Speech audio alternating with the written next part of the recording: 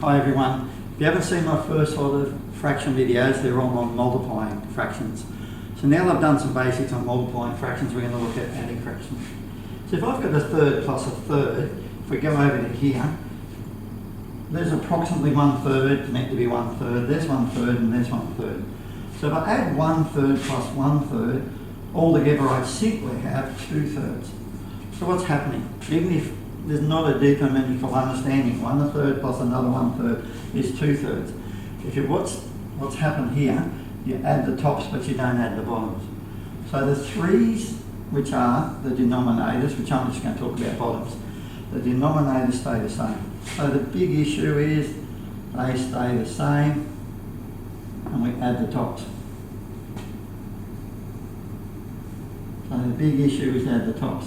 If you've seen my multiplication videos, we multiply the tops and multiply the bottoms. It's quite funny if you try to say we add the tops and add the bottoms. It's awkward, it just doesn't work. So multiplying the tops and multiply the bottoms. Adding, we only add the tops. It's like these are sections and the sections don't change size.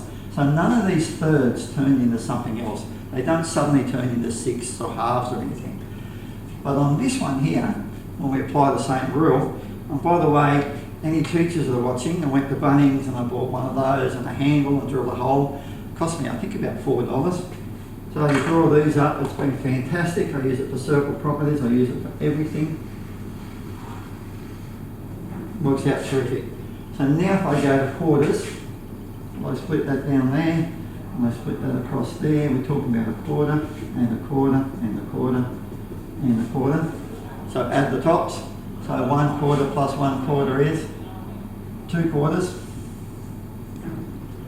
Now the interesting part from the multiplication videos, if the top's even and the bottom's even, I couldn't do anything about it here, but I can deal with it here.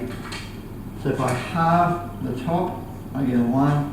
If I halve the bottom, I get a 2. I could think this way, 2 into 2 goes once, 2 into 4 goes twice. It's probably easier just to think of halving. But on this one, you can't halve. So let's look at the pattern. So I've got, add the tops, don't add the bottoms. So that would become 3 on 9. And it's so easy watching people who are not confident with fractions. They go 9 plus 9 is 18. Big thing is, if they go 9 plus 9 is 18, it's logical in their brain, or they made a mistake. But a lot of times it's logical for their brain. Unfortunately, it doesn't work. So there's no dumb answers, no dumb questions. It's a matter of, it's logical for the person, but you can show them it doesn't work. So here we have, if I divide the top by 3, I get 1. If I divide the bottom by 3, I get 3. I've forgotten up here to look at what this is here. So if I look over to here, and I colour in the 2 quarters, the obvious thing is those 2 quarters end up becoming how much of the cake, how much of the pie, how much of the circle. They end up being half of it. So there you can see why if I half the top and half the bottom, that it works on that example. On this one, I haven't got a diagram, but if you get a third of the top and a third of the bottom, the other issue is you could use your 3 times tables.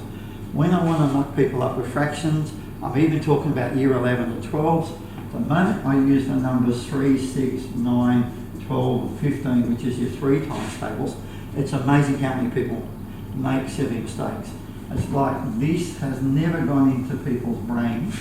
Whereas if I go 2, 4, 6, 8, 10, 12, and on we go,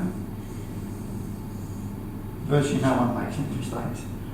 So there's our first video on simple adding fractions. Thanks.